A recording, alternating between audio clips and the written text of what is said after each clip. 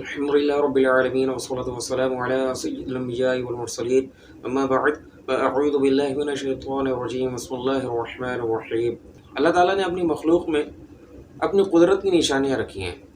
اور اپنے بندوں کو حکم دیا ہے کہ وہ ان نشانیوں میں غور و فکر کریں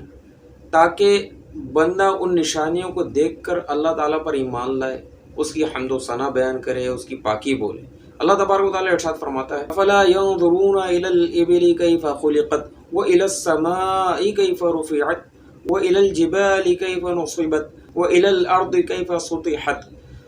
تو کیا وہ نہیں دیکھتے اونٹ کی طرف کہ اسے کیسے پیدا کیا گیا، اور آسمان کی طرف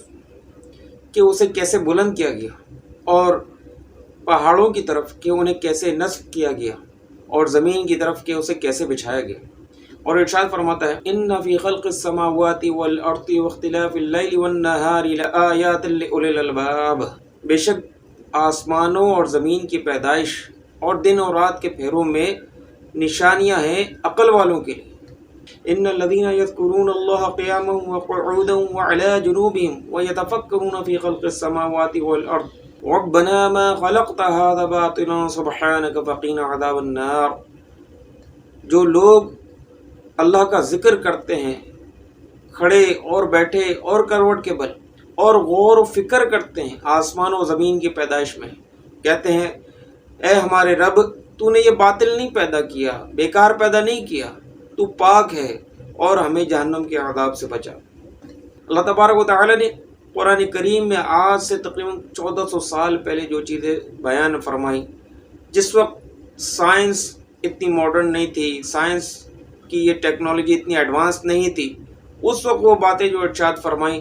آج جب سائنس اس قدر ایڈوانس ہو چکی ہے اور ان چیزوں میں غور فکر کر رہی ہے، تو ان تمام چیزوں کو جو قرآن و حدیث میں بیان ہوئی ان کو سچ اور حق پاتی ہے۔ مثال کے طور پہ سورۃ المؤمنون میں اللہ تبارک و تعالیٰ نے یہ ارشاد فرمایا ہم نے انسان کو محفوظ مقام میں نطفہ بنایا، یعنی محفوظ مقام میں نطفے کی شکل میں اس کو رکھا، پھر ہم نے اس نطفے کو جمع ہوا خون بنا دیا، پھر اس جمے ہوئے خون کو گوشت کا لوتھڑا بنا دیا، پھر اس گوشت کے لوتھڑے کو ہڈیاں بنایا، پھر ہڈیوں پر گوشت چڑھایا۔ اللہ کے رسول صلی اللہ تعالیٰ علیہ وسلم نے ارشاد فرمایا تم میں سے ہر شخص اپنی ماں کے پیٹ میں 40 دن رہتا ہے، یعنی نطفے کی شکل میں رہتا ہے، پھر اتنے ہی دن یعنی 40 دن جمع ہوا خون، پھر اتنے ہی دن گوشت کا لوتھڑا، اس کے بعد اللہ تعالیٰ فرشتے کو بھیجتا ہے، یعنی 120 دن بعد، 120 دن ہوتے ہیں 4 مہینے، 4 مہینے بعد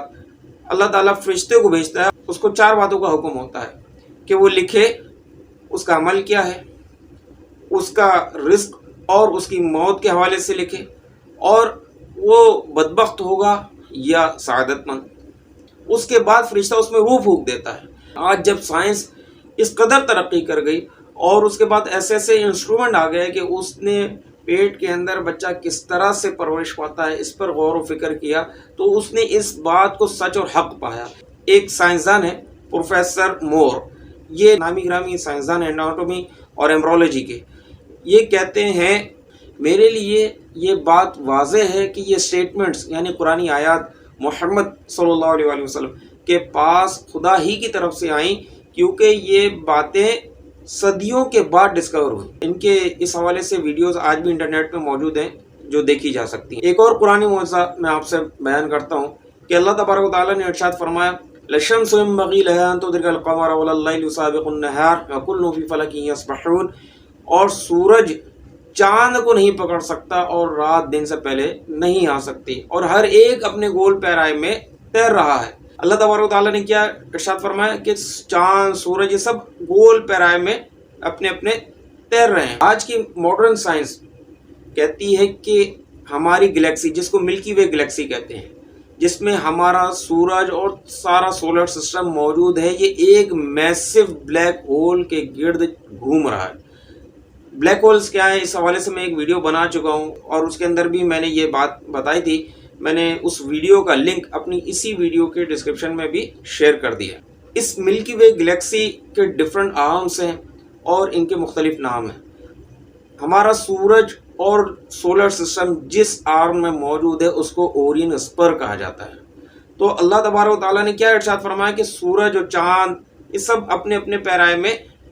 تیر رہے ہیں۔ تو آج سائنس کیا کہتی ہے کہ سورج بھی گھوم رہا ہے، چاند بھی گھوم رہا ہے۔ حالانکہ چند سال پہلے یہ کہا جاتا تھا کہ سورج ساکن ہے اور اس کے گرد باقی پلینٹس ہمارے سولر سسٹم میں گھوم رہے ہیں، لیکن آج سائنس کہتی ہے کہ سورج بھی گھوم رہا ہے اور یہ ایک بلیک میسو ہول ہے جس کے گرد گھوم رہا ہے۔ قرآن پاک میں اللہ تبارک و تعالیٰ نے اپنے بندوں کو حکم دیا کہ وہ اللہ تعالیٰ کی ان نشانیوں میں غور فکر کریں، کیونکہ اللہ تبارک و تعالیٰ نے اس میں اپنی نشانیاں رکھی ہیں، اس میں علم چھپا رکھا ہے، اس میں علم پوشیدہ ہے، وہ سیکرٹس ہڈن ہیں۔ اللہ تبارک و تعالیٰ یہ سیکرٹس اور یہ علم ان پر ظاہر کرتا ہے، ان پر کھولتا ہے کہ جو اس کے مخصوص بندے ہوتے ہیں۔ یہ ہر ایک کو نہیں یہ علم ملتا، یہ اللہ تعالیٰ کے مخصوص بندے ہیں جن پر یہ اللہ تعالیٰ علم ظاہر کرتا ہے، تاکہ وہ اللہ تعالیٰ کی اس قدرت کو دیکھ کر اس کی حمد و ثنا کریں، اس کی تعریف بیان کریں، اس کی پاکی بولیں اور اس کے آگے سربا سجود رہیں کہ ان چیزوں کے بنانے والا کتنا عظیم ہے، کتنی عظیم قدرت والا ہے۔ لیکن آج ہم مسلمانوں کی حالت کیا ہے کہ آج ہم اس سے دور ہوتے چلے جا رہے ہیں۔ اس کی ایک وجہ تو غفلت ہے۔ غفلت یہ ہے کہ آج ہم نے اپنے آپ کو ان ایکٹیویٹیز میں مشغول کر لیا ہے کہ جس میں نہ ہماری آخرت کا فائدہ ہے اور نہ ہی دنیا کا فائدہ، اور دوسری یہ کہ ہم نے فحاشی کو ایڈوانسمنٹ اور ترقی سمجھ لیا۔ دنیا میں اس وقت سائنس اینڈ ٹیکنالوجی پہ بہت پیسہ خرچ ہو رہا ہے، ہر سال ساری دنیا سے اس پہ لٹریچر اور آرٹیکلز پبلش ہوتے ہیں، مگر تمام اسلامی ممالک مل کر بھی ان تمام آرٹیکلز اور لٹریچر کا 5% بھی کنٹریبیوٹ نہیں کرتے، اور تمام مسلم ممالک مل کر جتنا اس پر کام کرتے ہیں، بعض غیر مسلم ممالک انڈیویجلی اس سے زیادہ کام کرتے ہیں۔ مسلمانوں کی آبادی بلینز میں ہے، لیکن 5 مسلمان سائنسدان بھی نہیں جو نوبل انعام یافتہ ہوں۔ آج دنیا AI پہ کام کر رہی ہے، لیکن ہمارے پاس ٹک ٹاک ہے کہ آج ہم اس میں مشغول ہیں جس سے ہمیں نہ دنیا کا فائدہ نہ آخرت کا فائدہ۔ آج ہم اس میں مشغول ہیں کہ آج ہم ان چھچورے لوگوں کا جنہوں نے ہمارا وقت برباد کر رکھا ہے، ان کو دیکھ کر ہم بہت خوش ہیں کہ یہ ہمارے سپر اسٹار ہیں۔ ہمیں تعلیم و تربیت سے ہمیں کوئی سروکار نہیں ہے۔ دنیا اس وقت بلینز آف ڈالر، بلین 1 ارب کو بولتے ہیں، بلینز آف ڈالرز خرچ کر رہی ہے AI پر، یعنی آرٹیفیشل انٹیلیجنس پر، اور کوشش کر رہی ہے اس کو زیادہ سے زیادہ اپنے اپنے ملک میں ڈپلائی کیا جائے۔ اس وقت چائنا سب سے آگے ہے اور 60% اس کی انڈسٹری AI کو اڈاپٹ کر چکی ہے۔ ہوٹلز، ہاسپٹل وغیرہ میں AI روبوٹس کام کر رہے ہیں۔ چیٹ باٹس، چیٹ GPT اور ورچوئل اسسٹنٹ نے لوگوں کو حیران کر دیا ہے کہ ایک آٹومیٹک سسٹم انسان کو جواب دے رہا ہے، سیکنڈز میں آدمی کو ان کی ریکوائرڈ معلومات مل جاتی ہیں۔ ایسے روبوٹس ایجاد ہو گئے ہیں جو انسانوں کی طرح نہ صرف بولتے ہیں، بلکہ جو انسان، جو بات کرنے والا سامنے والا انسان ہے، اس کے ایکسپریشنز کو بھی دیکھ کر جواب دیتے ہیں، ان کو نوٹ کرتے ہیں۔ ٹائم ٹو ٹائم ان کے ایکسپیرینس میں اضافہ ہو رہا ہے اور ان کا جو لرننگ پروسیس ہے وہ انکریز ہو رہا ہے۔ جس طرح کوئی انسان جب کوئی چیز دیکھتا ہے، کوئی چیز سنتا ہے یا کوئی کام کرتا ہے تو اس سے اس کا ایکسپیرینس گین ہوتا ہے کہ یہ کام کرنے سے کیا ہوگا، اس سے کوئی فائدہ ہوگا یا نہیں ہوگا، نقصان ہوگا یا نہیں ہوگا، یہ سب اس کو ایکسپیرینس کوئی کام کرنے یا کوئی چیز دیکھنے سننے سے حاصل ہو۔ اسی طرح یہ روبوٹس کے اندر ایبیلٹی ہے کہ وہ ان کا ایکسپیرینس گین ہو رہا ہے، ان کو مزید فیڈ کرنے کی ضرورت نہیں ہے، بلکہ ان کے اندر یہ ایبیلٹی رکھی گئی ہے کہ وہ کسی چیز کو دیکھ کر یا سن کر ان کی میموری میں اضافہ ہوتا ہے، ان کے ایکسپیرینس میں اضافہ ہوتا ہے، ان کا جو لرننگ پروسیس ہوتا ہے اس میں اضافہ ہو جاتا ہے، جس کو جنریٹو آرٹیفیشل انٹیلیجنس کہا جاتا ہے۔ مگر ہماری کیا حالت ہے کہ آج ہمارے پاس جو چھچورے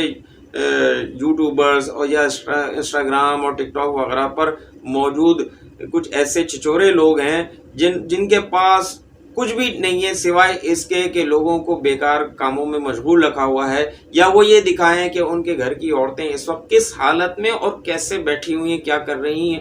یہ لوگ دیکھنے کے لیے ہمارے پاس، ہمارے ملک کے جو لوگ ہیں، ایک بہت بڑی تعداد ہے، ان کے پاس یہ دیکھنے کے لیے بہت وقت ہے اور اس چیز کا انہیں شوق ہے، لیکن کوئی تعلیم کی بات ہو، کوئی تربیت کی بات ہو، اس کے سیکھنے کے لیے ان کے پاس وقت نہیں ہے۔ تو جب ایسی قوم، ایسے لوگ ہوں گے تو کیا ملک ترقی کر سکے؟ ہمیں اس پہ غور کر لینا چاہیے۔ آج بھی ہمارے پاس وقت ہے کہ ابھی وقت گیا نہیں ہے، آج بھی ہم سیکھ سکتے ہیں اور اس وقت سے فائدہ اٹھا سکتے ہیں، تاکہ آنے والا جو وقت ہے، جو بہت ہی زیادہ مشکل وقت ہے، اس میں ہمیں نقصان نہ ہو، اس میں کوئی ہمیں خسارہ نہ ہو، اور اس میں ہمیں فائدہ ہو جائے۔ جو آج تک جو ہم نے کیا وہ تو کیا، لیکن آنے والا وقت اچھا ہو جائے، ابھی سے ہم سدھر جائیں، ابھی سے ہم کوئی کام کرنے والے بن جائیں کہ ہماری آخرت بھی اچھی ہو، دنیا میں بھی کوئی ہمیں کسی کے آگے ہاتھ نہ پھیلانا پڑے، کسی کی محتاجگی نہ ہو، کسی کی مجبوری نہ ہو۔ ہماری ویڈیو اگر آپ کو پسند آئی ہو تو لائک اور کمنٹ ضرور کیجیے۔ صلو علی الحبیب صلی اللہ تعالی علی محمد۔